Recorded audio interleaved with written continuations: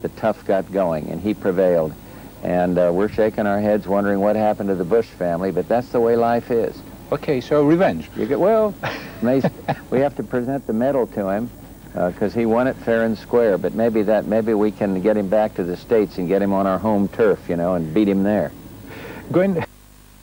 We've tried Any specific taste you like most? Well, I like it all. I like it all. I was the guest of the former Prime Minister Mitsotakis down in Crete and had a lovely Greek luncheon there. I did that when I was president, and so I was invited to come to Crete again, and we had marvelous, these grape leaves with meat inside and wonderful things. I mean, we like everything. Do you cook? Don't do much of it. But I can cook, but I couldn't do the majesty of Greece. I couldn't handle that very well. I mean, back at your house, yeah. Do you react, or do you live independently, or you need people around you to make your coffee? No, when we're at home to make your sandwich. No, in Texas, Barbara and I live in our own house. We do not have staff. We have one woman that's lived with us for since 1960. What's that, 35 years almost, and we make our own coffee in the morning and cook the hamburgers and all of that. If we have company in, then maybe somebody will come in to help us. But we live a simple life now. In Maine, it's a little different. We have a couple of kids that are summer jobs for kids because we have a big summer house there and visitors come. And when I get home, the president of Argentina, Carlos Menem, will come to our house. So then we will try to find people to come in and do a little of the cooking and cleaning up. But we liked it. I don't believe that there should be an imperial ex-presidency. I believe a president should go right back to his roots and adjust back to a quiet, private life where you do your own work and do your own living. But do you do your own shopping? Yes, I do. You a go lot to the of shopping. Supermarket? Yeah, I do. You do? Yeah. Are you a big spender? Not a big spender, no. I'm a little price conscious, but no, Barbara sends me out for stuff, and she does a lot of it, of course. No, we do our own shopping. How was your life with Miss Barbara Bush? With her? Yes. It's a wonderful, wonderful experience. We've been married almost 50 years. In January of next year, it will be 50 years. And we've had ups and downs in our political life, but we've been strong. We've had a marriage that was tested by the loss of a child, and we've had the marriage that was blessed by many grandchildren. Can you recall your first date?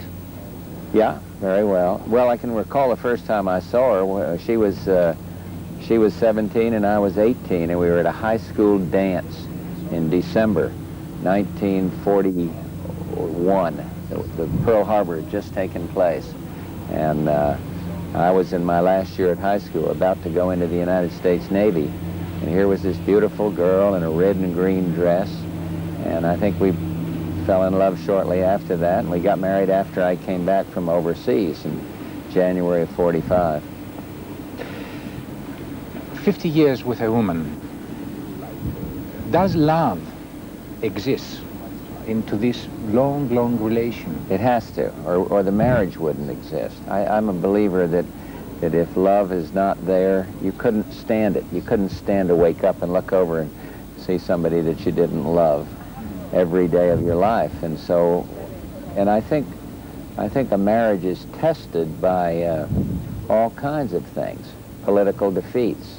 It's not easy to lose an election for President of the United States or for the Senate, or I've had many downturns in my life, but she's always been there, supportive and helpful, and so you can't have a marriage exist that long without love, I don't believe. May I ask you, where do politics stop and family begin? Well, for us now, it's a very easy question to answer because politics have totally stopped. And as far as I'm concerned, they're over. My political days are behind me. But we have two sons that are running for governor of two big states. And these governor jobs are Did you enormous. advise them to follow the political career? Well, they're independent. They're strong. They've been successful in their own businesses. One in Texas, one in Florida. Great big states. and they've just decided they want to do it. And they're both serious. They both have a chance to win. And they didn't ask me whether they should run or not, but we would help them wherever we can. But they don't need a lot of advice from their father. They're both successes in their own life, and it's a new generation. And the pride we take in this, the joy that I have and that Barbara has no limits.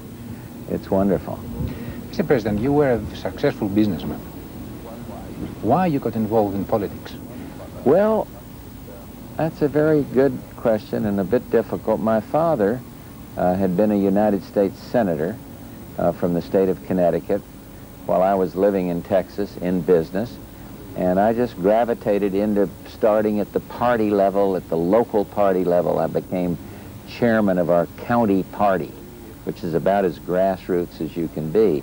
And then the party leaders asked me to run for office. I did, and I got defeated. And I ran again and was elected to the United States Congress, and it just evolved from that.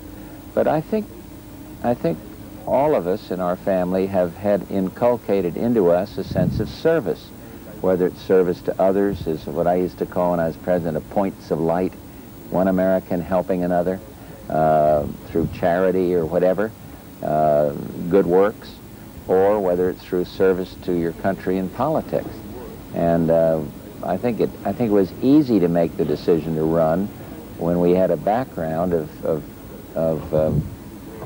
discipline and education from my father, saying you ought to put something back into the system. You ought to help. You ought to serve.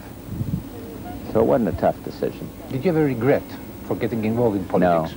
No. I have no regrets. Not even I climbed when you the had highest political mountain in the world with the help of millions of people. And it was totally rewarding. I made some mistakes.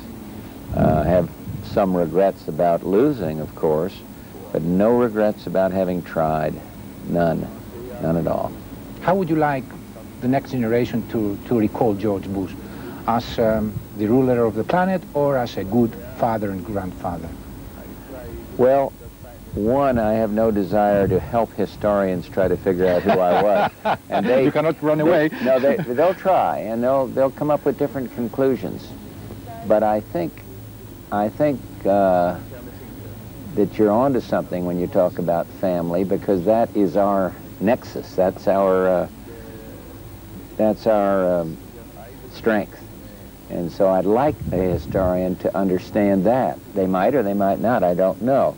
On the broad scene, I'd like to be seen as somebody who worked for world peace, and I think historians will be fairly kind to us, to me, later on in terms of Desert Storm and stopping aggression and helping be a catalyst for the reunification of Germany or whatever.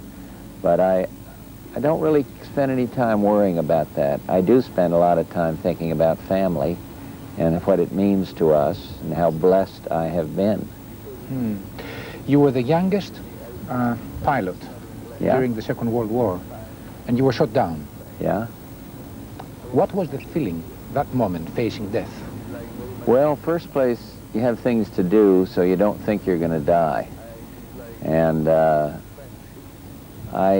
I will say I was scared after the plane was just totally on fire, and I had to bail out of the airplane.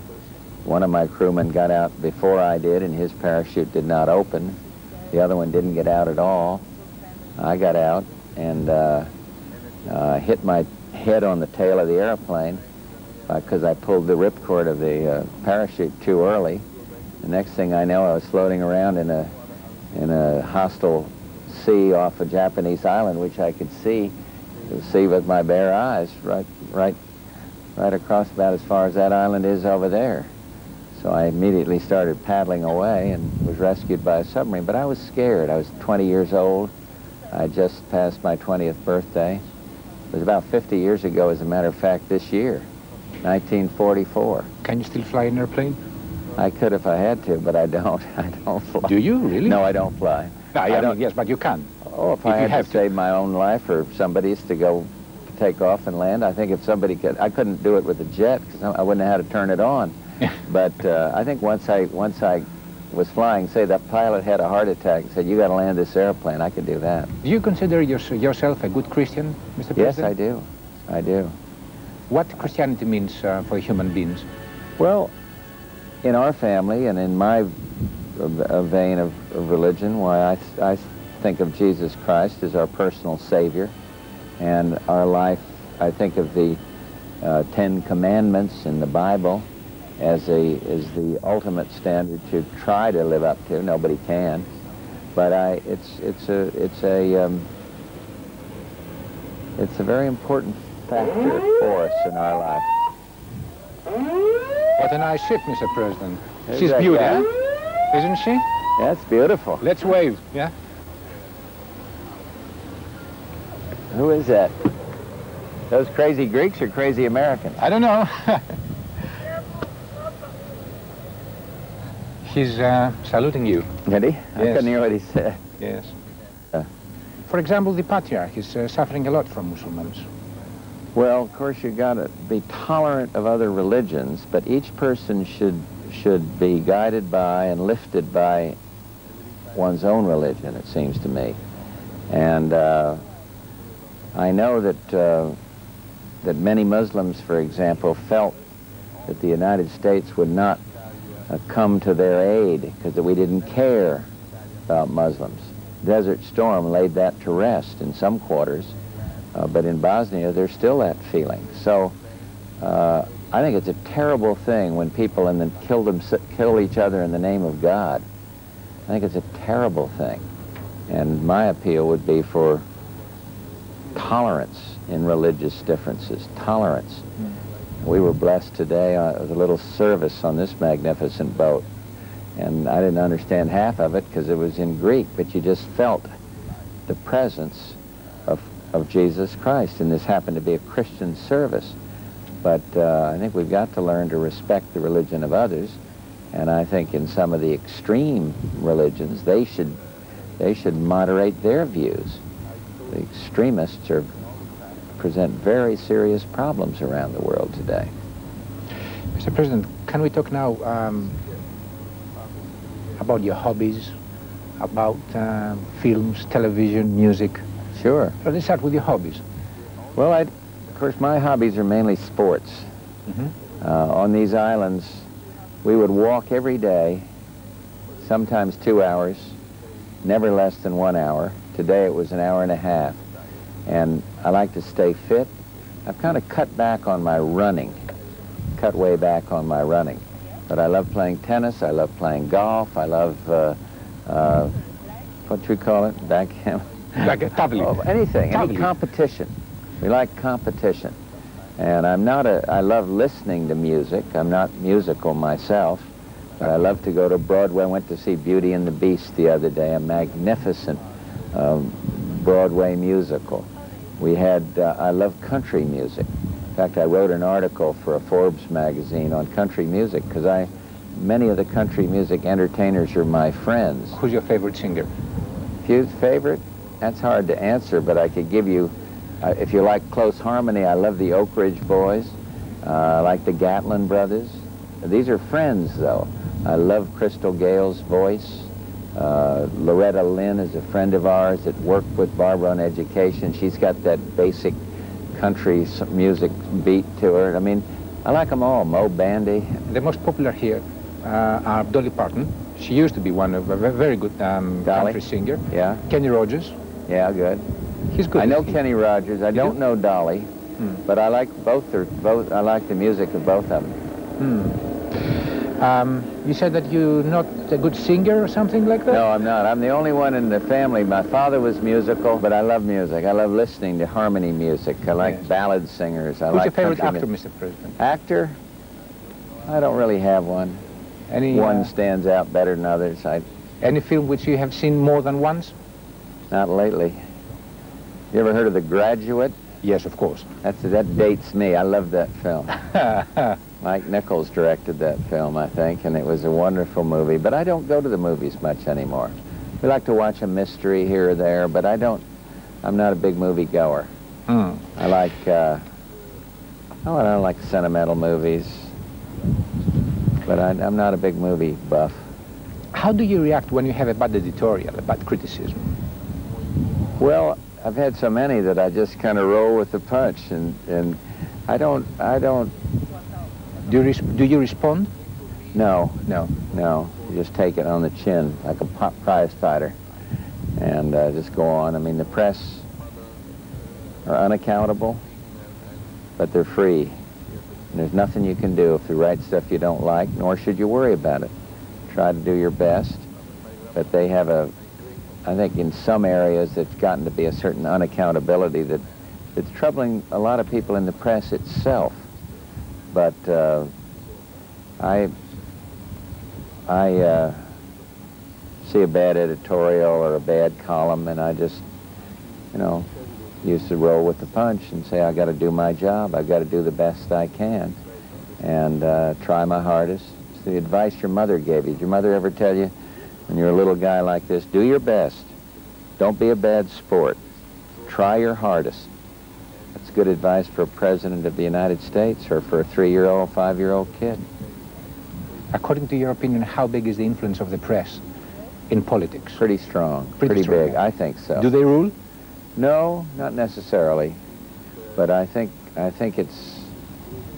they can have a major influence if they decide they want change. I think they can, and they can get a concerted effort amongst the major television networks and editorialists and Washington and New York press, for example. I think they can be pretty powerful and affect change quite a bit. But I don't, no politician should ever blame his fortunes or her fortunes entirely on the press. I mean, I can cite chapter after verse of stories that I know aren't true or things I felt were unfair, but it's no good crying over spilt milk. I mean, no point doing that. I don't know if you will consider it as a political question, which is not. We'll try. How was the feeling when you were watching the Gulf War on television? Well, I had some objections to press coverage there because I felt some of the reporters played right into the propaganda hands of Saddam Hussein. You think so? But, oh, I know so. But for the, the milk factory, come on. All that coverage here's, just putting the message on exactly the way he wanted it. But I think basically the coverage was pretty good of the Gulf War. And so I don't have any major complaints over that. How big is your family, Mr. President? My family? Yes. Enormous. How big? Well, we have five kids. They each are married. They all are married.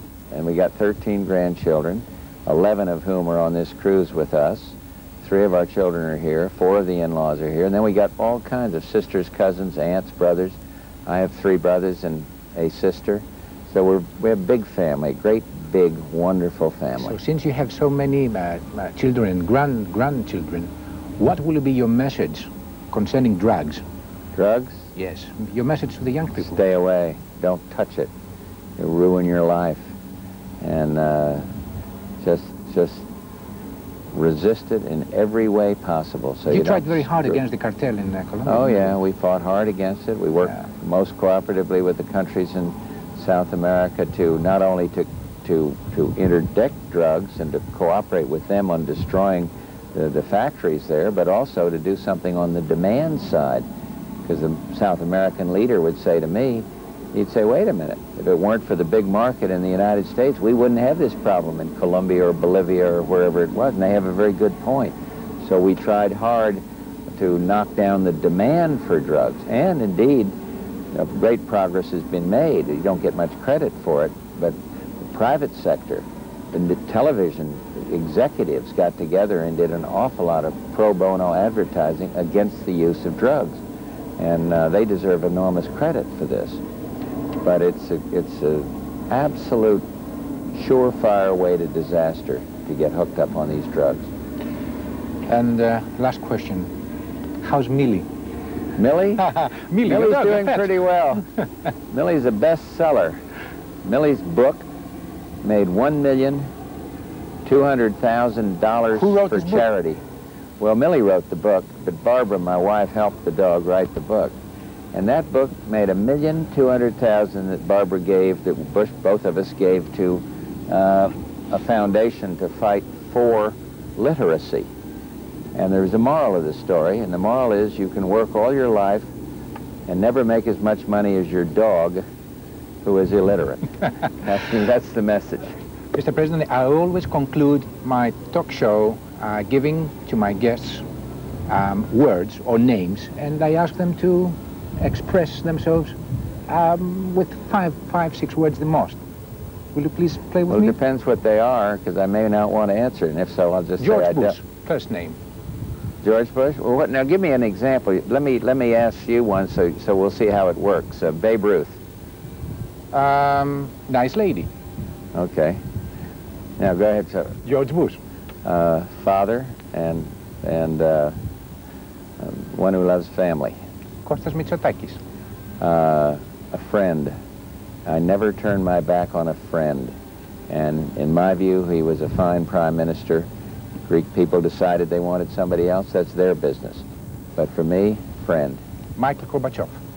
A good man that history will treat kindly. Bill Clinton. A man who is working very hard at being President of the United States, a job that I can attest is extraordinarily difficult. And the last, Yannis Latsis.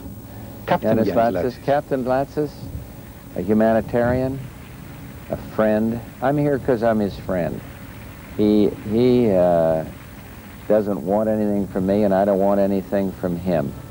And he's a man who is generous. He's helping with school children, and I guess I should sum it up. I should say I'm a grateful friend. Mr. President, I want to thank you very, very much. I hope that I kept my promise, no political question. You did very well. Did I? Yeah, you sure did. So, but I enjoyed being here, and again, I would say to the people of Greece, although I have no forum from which to say this, I am deeply touched by the hospitality of the Greek people that we've encountered along the way in these beautiful islands. It's been very heartwarming. Thank you very much, Mr. President. Εδώ φτάσαμε στο τέλος, κυρίες και κύριοι, στην κουβέντα, στην συνομιλία μας, στη συνέντευξη με τον τέος πρόεδρο των ΗΠΑ, τον κύριο George Bush. Απλώς και μόνο για την ιστορία να σας πω ότι η συνέντευξη έγινε πάνω στη θαλαμιγό του κ. Γιάννη Λάτση, στο Αλέξανδρος. Να ευχαριστήσω και το πλήρωμα για την πραγματικά πολύ ευγενική φροντίδα που έκανε για όλους μας.